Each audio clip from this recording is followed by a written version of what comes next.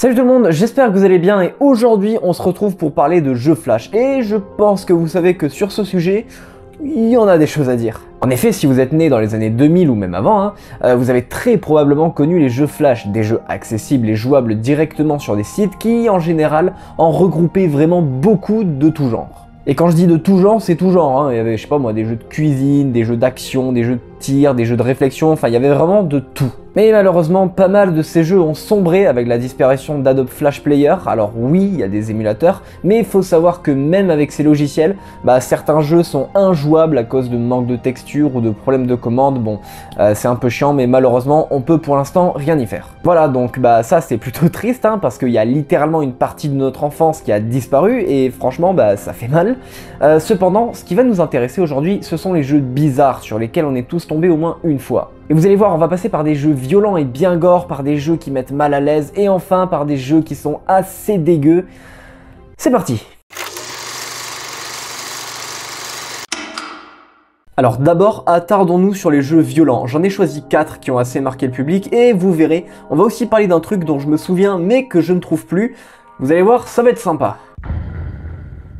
Posté par Doudyman le 11 novembre 2004, Whack Your Boss est un jeu au style graphique assez brouillon, mais genre vraiment brouillon. Les persos ont des animations qui sont, je pense, directement dessinées à la main. Bon alors ce jeu c'est quoi? Franchement on peut le voir comme un défouloir, car le but c'est de trouver toutes les manières possibles de tuer ton patron. Et croyez-moi, il y a de la matière, puisqu'il y a 24 moyens de tuer le boss. Alors perso, moi j'avais joué à la première version dans laquelle il y avait uniquement 6 manières de tuer le patron. Et évidemment, vous vous en doutez, les méthodes sont très violentes et assez graphiques. J'y ai joué et je pense personnellement que le kill que l'on peut faire avec la tasse est l'un des plus violents parmi les 6. Regardez.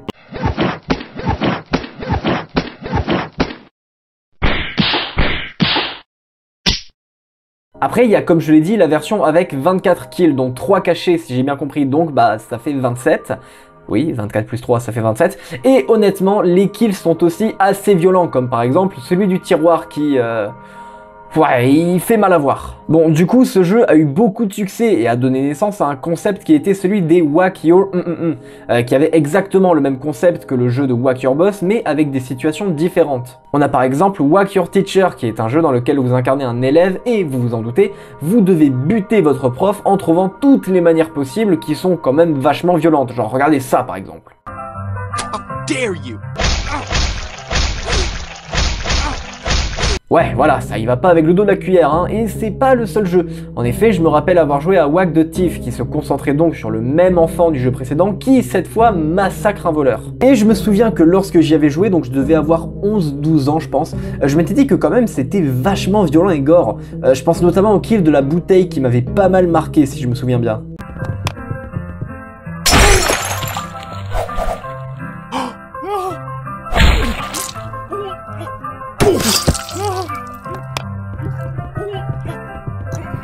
Voilà, et ça c'est qu'un jeu parmi tant d'autres. J'ai fait quelques recherches vite fait et j'en ai trouvé une dizaine avec les jeux que je viens de vous citer, mais aussi d'autres comme Whack Your Neighbor, Whack the Crib, donc qui sait, c'est possible qu'il y en ait d'autres, et si vous en connaissez d'ailleurs, n'hésitez pas à me le dire. Au final, ces jeux ont marqué leur public par leur violence et leur gore. Ils étaient aussi très accessibles car certains étaient disponibles en format mobile comme Whack the Thief. Donc ils illustrent parfaitement la notion de défouloir et font partie de cette catégorie de jeux qui ont bien marqué les joueurs. Alors, celui-là, c'est un incontournable. Il est sorti en 2002 et si vous traîniez sur les sites de jeux flash quand vous étiez plus jeune, vous l'avez forcément vu passer quelque part avec pour vignette cette image. Voilà, peut-être que là, ça vous parle. Ce jeu s'appelle Skull Kid, donc traduit vulgairement, ça donnerait l'enfant crâne. On incarne donc ce personnage qui se situe dans des bureaux. Le jeu est en 2D, donc on ne peut aller qu'à gauche ou qu'à droite. Dans la première phase, on est muni d'une tronçonneuse. On se balade dans le bureau, on découpe des obstacles et on tombe sur des employés. Et voici ce qu'il faut faire si vous souhaitez continuer à avancer lorsque vous tombez sur un individu.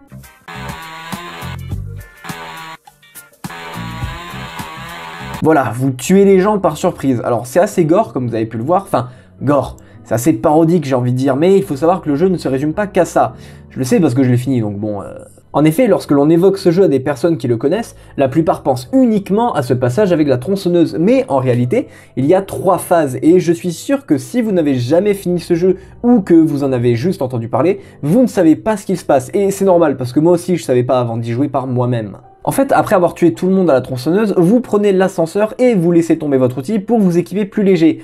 avec un flingue. Et là en fait vous allez entamer une nouvelle phase où il faudra avoir quelques réflexes puisque des employés armés vont vous attaquer. Et honnêtement j'ai un peu galéré sur la fin, mais après avoir vaincu le dernier ennemi qui est une sorte de hitman mafieux là, vous entrez dans le bureau du boss qui vous attend gentiment, vous êtes de retour avec votre tronçonneuse et vous lui ouvrez l'estomac, faites tomber ses entrailles et bravo, vous avez gagné, c'est la fin. Bon voilà, ce jeu a été joué par énormément de gens et encore aujourd'hui ces personnes s'accordent pour dire que Skull Kid était un jeu vraiment brutal pour l'époque. On était en 2002, hein, les jeux flash étaient pas trop répandus, donc ce genre de truc, bah c'était pas commun. Alors bien sûr, aujourd'hui ça peut faire sourire, hein, mais à l'époque, quand tu te mettais à jouer à ça et que t'étais enfant, je sais pas vous, mais moi je faisais gaffe à ce que mes parents ne me voient pas y jouer. Et pourquoi ? Bah parce que c'était violent en fait, tout simplement. Bon après, pour y avoir rejoué pour cette vidéo, il y a des moments franchement... Oh putain, c'est long! Oh mais merde, mais pourquoi j'ai pris une tronçonneuse en plastique? Bref, pour conclure sur ce point, ce jeu a marqué les jeunes joueurs par sa brutalité pour l'époque et c'est assez compréhensible. La musique aussi est un peu bizarre, genre le son un peu funk ne colle pas à ce qui se passe. Puis ensuite, le personnage est assez particulier, mais ce jeu a connu un tel succès qu'il est aujourd'hui une figure emblématique des jeux flash. Alors, vous vous rappelez quand on a parlé de ce jeu-là? Ouais, c'était assez perché, hein, on est d'accord. Et ben là, on va voir un truc un peu similaire, bien qu'un peu moins glauque, mais tout autant perché. Kindergarten, c'est maternelle en anglais. Le jeu s'appelle donc Le Tueur de la Maternelle. Et en fait, bah c'est simple. Vous incarnez un perso à la première personne qui veut buter le directeur de l'école et pour ce faire, vous tuez les enfants qui vous attaquent avec des flingues.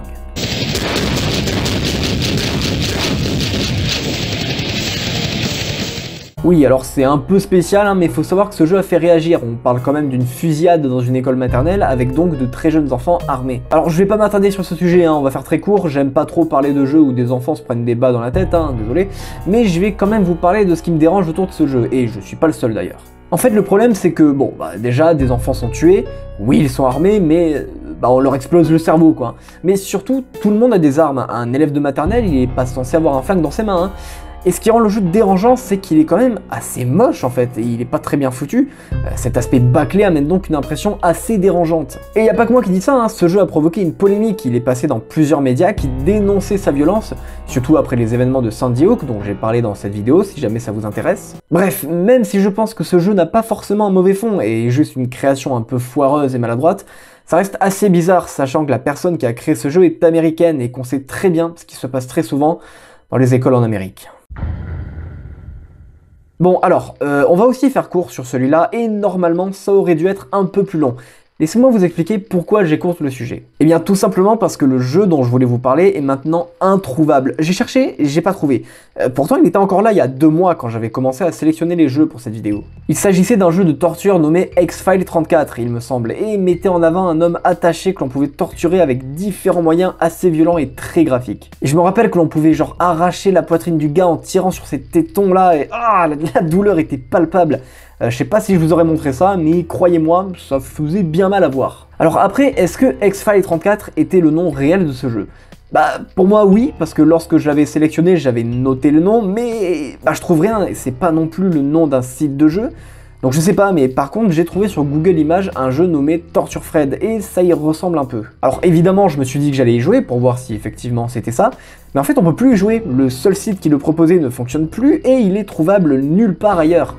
Et du coup, je peux pas faire grand chose de plus à part vous en parler comme je viens de le faire. Bon après, des jeux de torture, rassurez-vous, il y en a plein, hein. Je montrerai pas vraiment d'extrait parce que c'est assez gore et violent, et bon, je vais pas jouer à ça avec l'algorithme YouTube, mais sachez que c'est pas ce qui manque. Je me rappelle d'un jeu auquel j'avais joué étant très jeune, mais genre vraiment, je devais avoir genre 7 ans, dans lequel une main était posée sur une table, et la seule chose qu'il fallait faire, c'était couper les doigts de la personne qui poussait des cris déchirants. Et je m'en souviens parce que mon père avait entendu les cris, il était dans le salon, il a demandé à quoi je jouais, alors bien évidemment j'étais petit donc j'ai dit à rien, j'ai coupé les jeux et je ne suis plus jamais retombé dessus. Hop hop hop là, c'est Axel du montage, excusez-moi pour cette petite coupure, mais j'ai retrouvé le jeu dont je vous parle.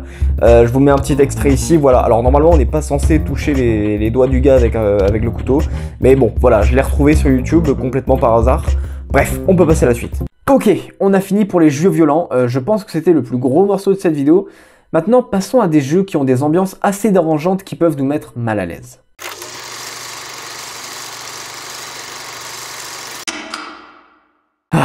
J'ai essayé. J'ai essayé vraiment en donnant le maximum, mais spoiler, je n'ai pu retrouver que 2 jeux. Seulement 2 pour cette catégorie. Tous les souvenirs que j'ai à propos de ces jeux sont trop flous pour m'en rappeler. Cependant, les 2 que j'ai retrouvés ont une ambiance plutôt particulière, alors commençons avec le premier. La série des jeux Submachine est apparue en 2005 et se compose de 10 parties sorties jusqu'en 2015. Bon alors du coup, c'est quoi ces jeux?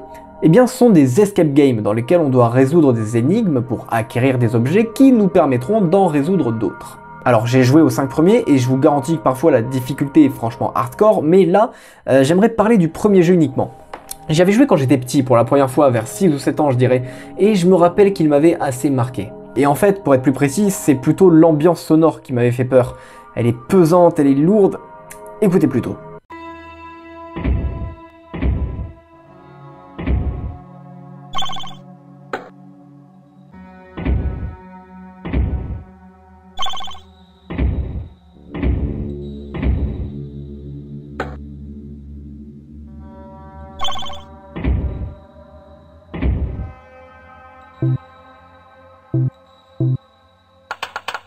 Voilà, on a cette espèce de violon qui grince, qui produit des sons parfois plus graves que d'autres, et c'est tout.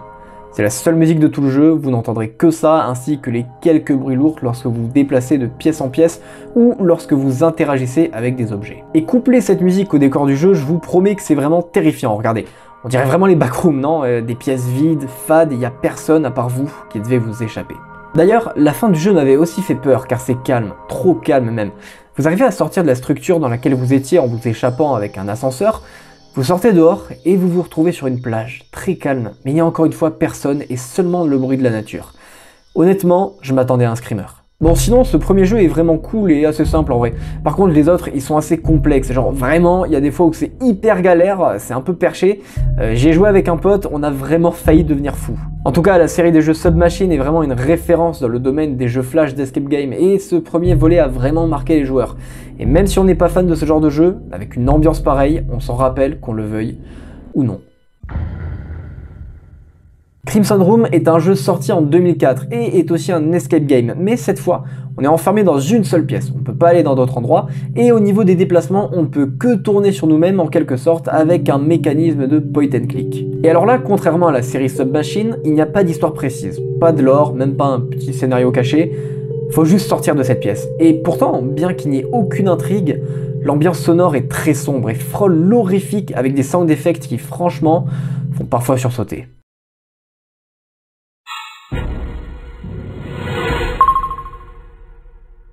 En ce qui concerne le décor, je le trouve personnellement assez perturbant. Il a, comme dans Submachine, une impression de liminal space, et ce sentiment, je pense qu'il peut venir de la saturation des couleurs.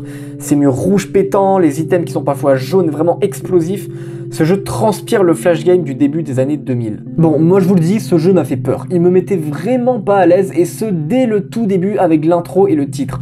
En effet, il y a un effet sonore qui m'a fait assez flipper, et encore aujourd'hui, je le trouve bizarre. Voilà, ça m'a fait peur. Et j'étais assez sensible à l'ambiance sonore, donc autant vous dire que quand j'entendais le son qui se lance lorsque l'on trouve un item, j'étais pas bien. Et parfois je coupais même le volume. Mais il y a un passage qui me met très mal à l'aise encore aujourd'hui. Donc tout comme Submachine, on doit trouver des items qui nous permettent d'activer des objets pour résoudre des énigmes.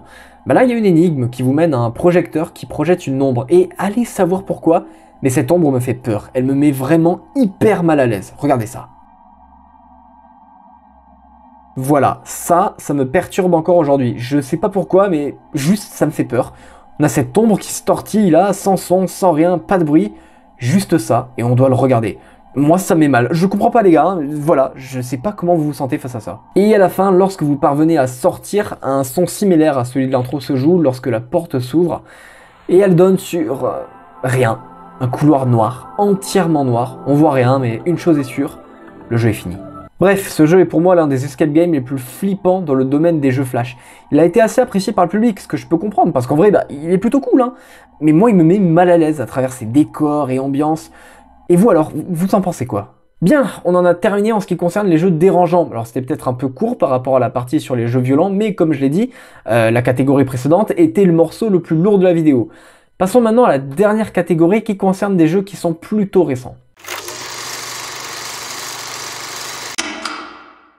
Ok, là, on va pas parler de jeux en particulier, parce qu'ils se ressemblent tous. Cependant, j'en parle quand même parce qu'ils sont assez chelous et peuvent parfois être assez graphiques. En effet, ce que j'inclus dans la catégorie des jeux dégoûtants, ce sont ces jeux qui mettent en scène des personnages connus, ou non, dans des situations d'urgence. C'est souvent des persos féminins qui sont couverts de boutons, avec des dents pourries.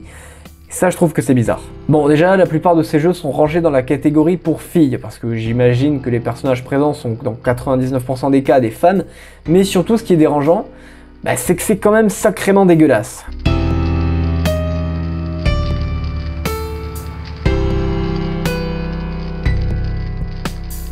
Vraiment, c'est dégoûtant. Les créateurs ont vraiment pris un joli personnage pour le massacrer.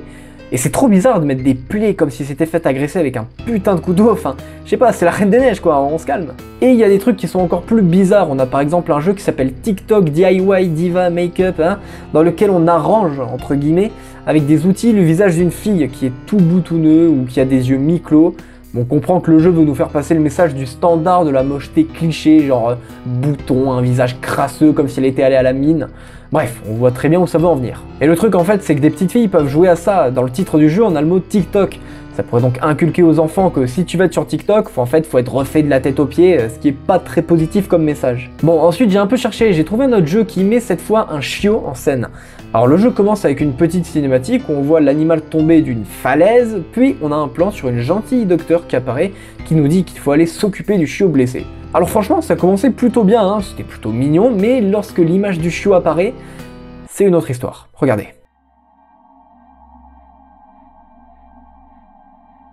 Non mais bordel, mais regardez-moi ça. Des épines plantées dans le corps, la tête en sang, les larmes aux yeux. C'est affreux, enfin ça peut choquer un enfant ça peut choquer une petite fille ou un petit garçon, c'est quand même très graphique. Et je pourrais continuer encore longtemps, hein. J'ai trouvé un jeu de chirurgie des lèvres dans lequel on doit retirer des épines enfoncées dans des lèvres complètement gonflées, ce qui donne un sentiment de douleur quand on voit ça d'ailleurs. Et alors il y en a pour tout le monde, hein. Vous préférez les animaux blessés? Pas de soucis les gars, on a un panda avec les dents explosées ou alors un cheval avec des coupures de partout. Non sérieux, mais qui développe ces jeux? Franchement pour moi, ces jeux là sont les pires de tout ce qu'on a vu. Les jeux violents qu'on a vus, ils étaient faits dans ce but-là, c'était considéré comme des jeux d'action à l'époque, on savait ce qui allait se passer, on savait que ça allait être graphique. Là, quand tu veux jouer avec des personnages comme Elsa, bah c'est pas forcément à ça que tu penses, hein. Je veux pas forcément la guérir de plaies qui sont en train de gangréner, hein. C'est pas forcément le délire des enfants. Et alors pour l'anecdote, sachez que là j'ai fait une recherche sur un seul site et seulement sur 3 pages. 3 pages sur 53, le tout sur un seul site. Je pense que vous savez tout autant que moi que des jeux comme ça, il y en a des tonnes et à chaque fois le suivant est pire que le précédent. Bon, au final, pour conclure, je pense que l'on peut dire que tous ces jeux ont marqué les joueurs, que ce soit de manière positive ou négative. Alors après, je tiens à préciser que quand je parle de ces jeux, je ne les dénigre pas, au contraire, hein, je les trouvais plutôt cool ou sympas. Ou juste, je me disais que c'était des jeux comme les autres. Bon, sauf pour ceux qu'on a évoqués en dernier, qui sont quand même assez spéciaux selon moi. Donc non, je ne les critique pas, je parle juste de l'impact qu'ils ont eu sur le public. Je garde d'ailleurs un bon souvenir de ceux auxquels j'ai joué quand j'étais plus jeune. Et dites-moi en commentaire les jeux Flash auxquels vous avez joué, si vous vous en rappelez, ça m'intéresse. Bref, je pense que pour en finir avec ce sujet, on peut dire qu'avec tous les jeux Flash bizarres qui sortent en ce moment, il vaut mieux faire gaffe, parce que la dernière catégorie que l'on a vue, en fait c'est le genre majoritaire en ce moment, et ça arrive sur les jeux mobiles, avec par exemple ce style de pub, qu'on a déjà tous vu, et qui est parfois, ou même très souvent, un peu mensonger. Alors, si vous avez des enfants, des frères, des sœurs assez jeunes, faites un peu gaffe à quoi ils jouent. Bon voilà, c'est la fin de cette vidéo, j'espère qu'elle vous aura plu, merci beaucoup de l'avoir regardée. N'hésitez pas à commenter pour parler d'anciens jeux Flash auxquels vous avez joué quand vous étiez plus jeune, hein. Je rappelle que je lis et que j'y réponds aux commentaires, donc surtout, n'hésitez pas. Bon maintenant classique, si vous voulez me soutenir, vous pouvez vous abonner, liker, partager cette vidéo, c'est très important. Et, petite nouveauté, vous pouvez, si vous le souhaitez, me faire un petit don avec le Super Thanks, voilà, bon ça c'est optionnel, c'est vous qui voyez. Merci de me suivre, j'ai vu qu'on était plus de 2400 sur la chaîne, merci à vous, vraiment ça motive énormément, donc je vous le dis sincèrement, merci. Je vous dis à très bientôt pour de nouvelles vidéos, portez-vous bien, prenez soin de vous, salut!